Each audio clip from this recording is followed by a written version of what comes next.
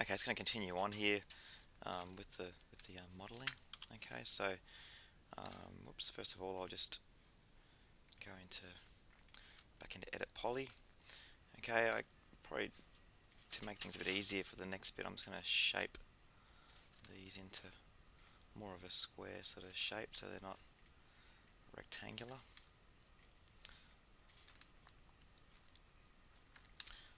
It's a bit hard for me to tell whether that's actually a square rectangle with the way I've got the screen set up to make it smaller for the video, but anyway, if I choose this N1 Polygons Geo Poly, there we go. Now that's a perfect square. Let's just line that up. Okay, I'm going to add my next lot of edge loops. So what I'll do is, first of all, I'm going to use up here under Edit, I'll use Swift Loop.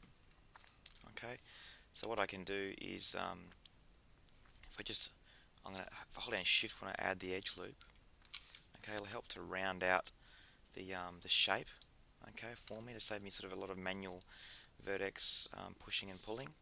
So I'll add one there. I do want to add one across the top of the head, etc., but I might just leave that one for now. I'll add one across the front here and one up the side of the whole character. So I'll hold down Shift and click anywhere on the side there. So that loop runs all the way around from the head all the way around the whole character. Okay, we've got a bit of a mess under here, okay, where the symmetry is. So what I need to do, move all the points, make sure you get them onto the right side. There we go. Okay.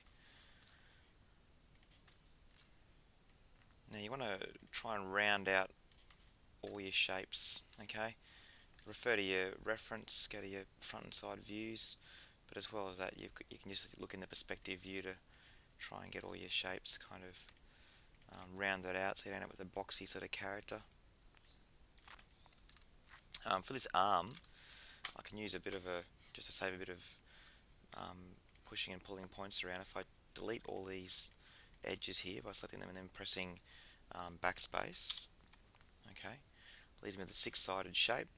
Choose that polygon. If I use Geo Poly, okay, it makes it a sort of a perfect hexagon shape, okay, which is quite handy. And then I can just go in and get these here, okay, and pull them into shape. Okay. Same with the legs. They're looking a bit rough, probably because I turn the feet out. It makes it a little bit more awkward. But I'll just show you how to set up the elbows and knees for deformation. I'll just sort of clean these up a little bit.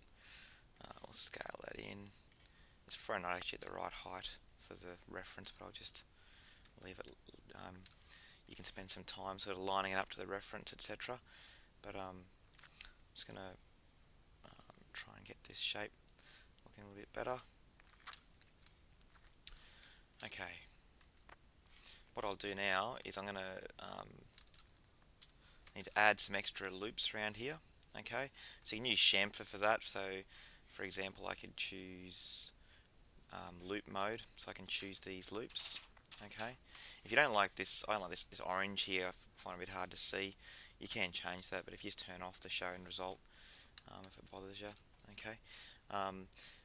You can use chamfer, okay, on edge selections, so use chamfer like that, okay, to get two loops and then add another one in between, or you could just add some more loops using Swift Loop or any of the other sort of loop tools, like so.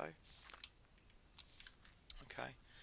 The other thing you can do is you can rotate these loops, okay, using so if I've got loop selection mode turned on up here, this little one here, okay, just means that I haven't got to select all the edges one at a time.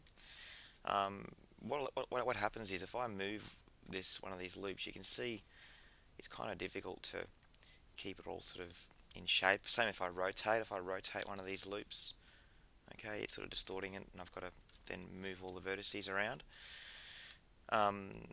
if I go up here to edit, and then you can use this edge constraint. Okay, and what that does, if I rotate this loop now, you'll see that it basically slides the vertices along.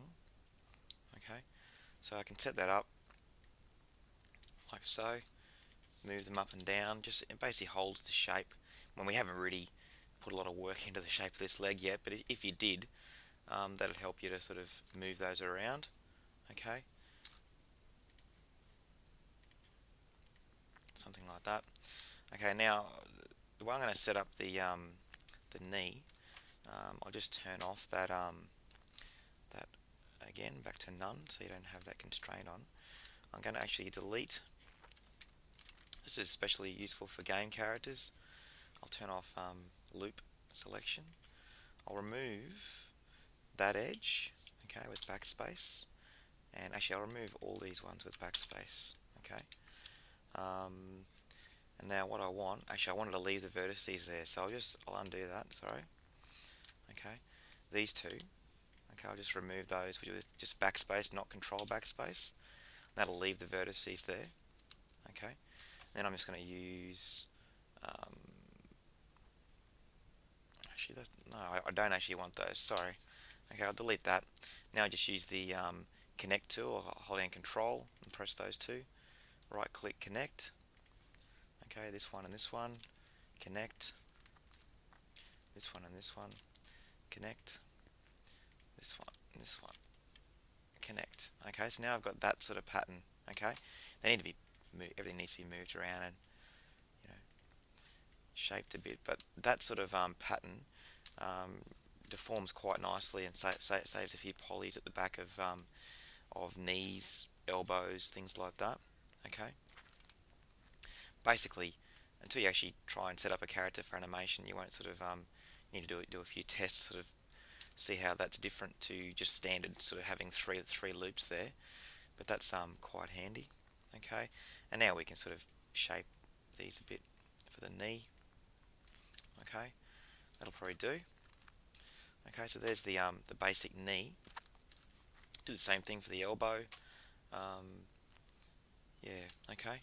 Um, I'll just pause that there. You can see there we got the character coming along, and I'll keep shaping it, and I'll come back in the next video.